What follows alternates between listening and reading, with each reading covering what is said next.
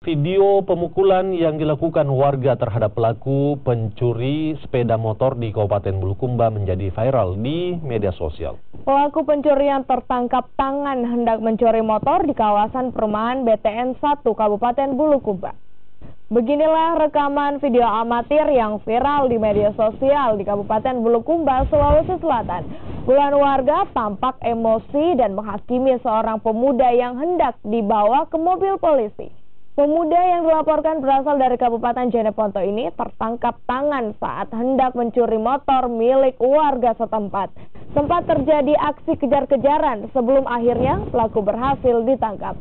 Sebelum dijemput polisi, pelaku diamankan di teras rumah warga. Senjata tajam jenis badik yang dibawa pelaku juga diserahkan kepada polisi.